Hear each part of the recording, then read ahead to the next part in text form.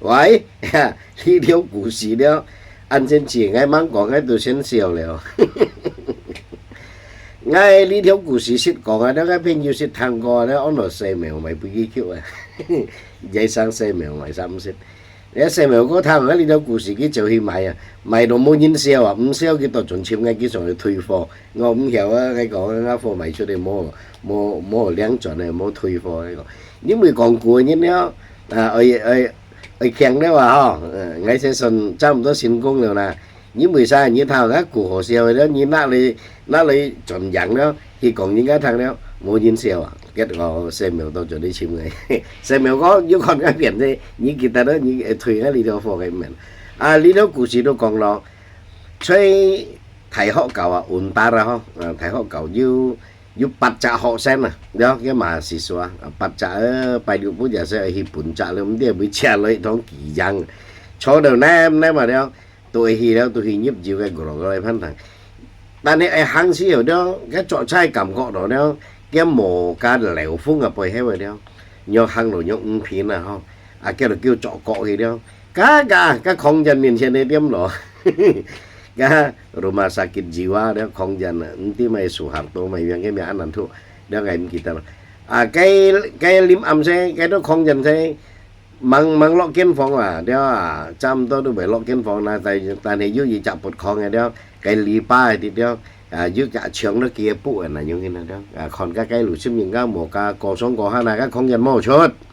dia tại này kiểu hiu sự gì cái nó trong bị chết điểm mà dia cái kia phun kí đồ sao mà tôi lọ kiến phòng rồi cái kongjan đồ còn ở cái thông một cái đồ cái tiêm đó mang tiếng lẩu phô cái bát sa ha lấy chín hà nó nãy cái chín à đòn cra ha tụi có một cái đồ liền xong kia tụi xả lên nó chín hàng xí xít cái đồ liền à nhìn sao mà nhìn trôi xí xít nó hiểu cái东西một cái bát sa chở lấy chín hay như vậy cha cũng hiểu xí mấy cái lô xí kẻ chuột lấy xì lô xí cái lên này đó xì lô xí kẻ chuột đi biong cái mà du tặng cái tiếp theo bốn cái phim du đó thật kiểm trang ở đó thì ở bọn lên đó thì kiểm cái xe đạp gì nào họ kiểm cái ngồi yên chụp lại đó bốn cái liêu đó xì lô xì tiền nó kéo đủ cái kéo vào lên chim à bắt nên họ là đôi thiên làm đó cái bắt nên là cái bắt sa cho rồi gọi như cái đó chỗ sáng xe đó cái bề trà xỉu trà kia đó nhìn nó hầm khói đó cái bóng im đó ấy mệt nhìn nung đồ gì vào đâu cái xìa lô xí bún kia lô ý cái này mổ cá xe mổ lẹ lô xí sẽ nhỏ hàng nữa cái sinh viên heo lô ý cái này như sổ dùng mày sổ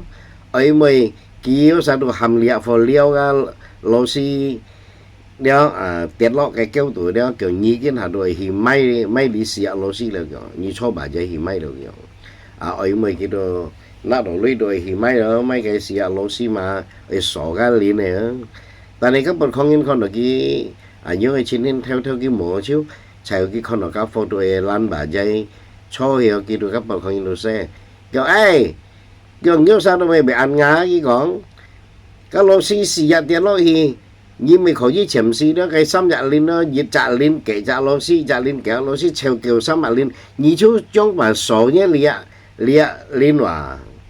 số liệu mày hiểu hăng đéo cái gì thì đó bây giờ anh nhang lấy mấy chuẩn cái xì là phân gì trả phân na hiểu chuẩn thì đéo hết cái bắt chặt heo sang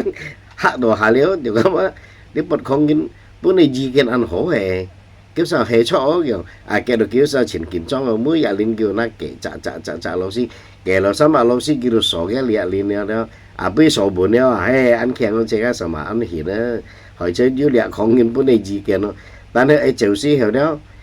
cái bắt chặt thẻ họ sang dưới sang dưới gì chặt đó tôi phỏng môn kia kiểu ai có kiểu tôi cũng cho kiểu như bọn không như này á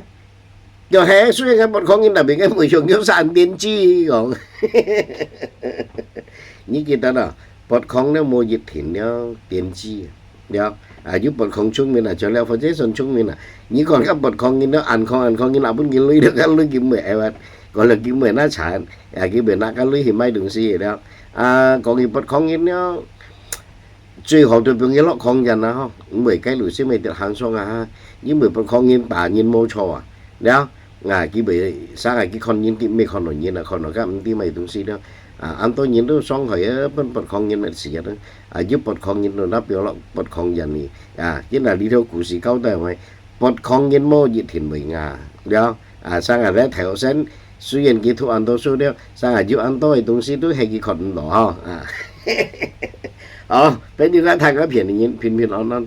bởi vì chỉ ra này ngay buổi như tàu cầu mang mang họ kita dia chỉ cái khơi sĩ mình nhìn tàu tại chỉ cái to xíu